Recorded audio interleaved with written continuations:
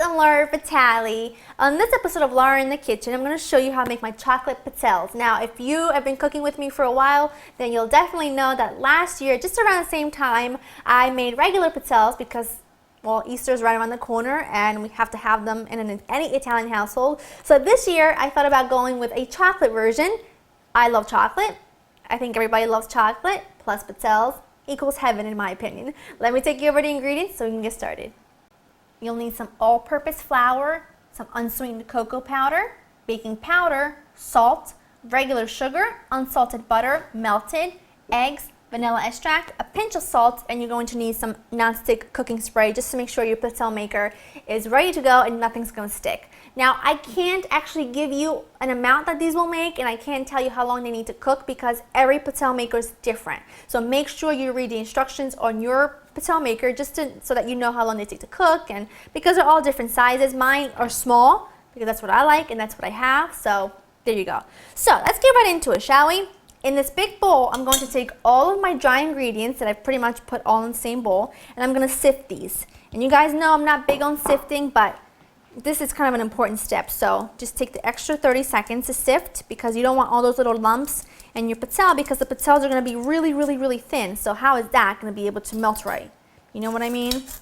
So now that that's done, move this out of the way and let's get started on our wet ingredients. I'm going to add all of basically the rest of my ingredients in this big measuring cup just to make things easier myself. And I'm doing this because I want to mix all of these ingredients well. And if I were to add them to the dry ingredients without mixing them first, the gluten in the flour will develop and the pizzelle will be so hard, not light and crunchy. It's just going to be too dense. So I'll do it separately and then combine them, which is what I'm going to do. I put in my eggs. Gonna need some vanilla extract and then a pinch of salt because as we all know, salt is extremely important in baking, brings out all of the flavor. And now just patiently just mix everything together. That looks great. So now this goes into the dry ingredients. Awesome. And then just mix all of this together, but you just want to mix everything till it's combined, but just don't over mix it, otherwise, like I said, you'll develop the gluten in the flour and it's not going to be nice, crisp, and light. It'll be too dense. That's looking good. I always take a spatula and just run it around the edge just to make sure everything's well incorporated. Now my pizzelle maker is nice and hot. I've been preheating it and I'm going to spray it well with some non-stick cooking spray. And now my pizzelle maker takes about a tablespoon of batter for each one. So that's what I'm going to put in. 1 second.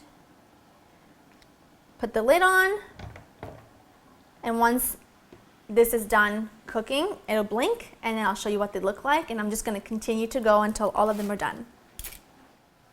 Last batch, and I just cut around them because they kind of all tend to cook together as the batter kind of spreads out, and then as they cool, you can just simply, I'll show you.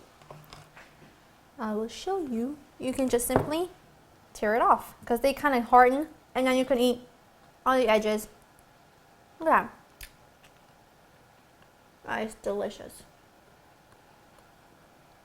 Pretty darn good if you'd ask me.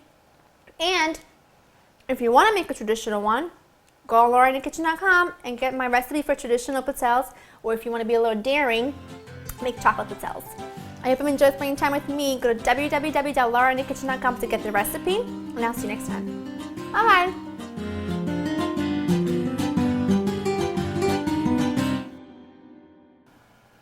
Hi guys, so I just wanted to take one quick minute to just thank you all for all of your support along the past couple of years here on Laura in the Kitchen. We have reached 100,000 subscribers, and when I say we, I mean all of us, because I want you to know the way that I think of you all as a part of the Laura in the Kitchen family, and we are just absolutely thrilled and amazed and honored that all of you believe in Laura in the Kitchen so very much, and I just can't thank you enough for all your support along the years.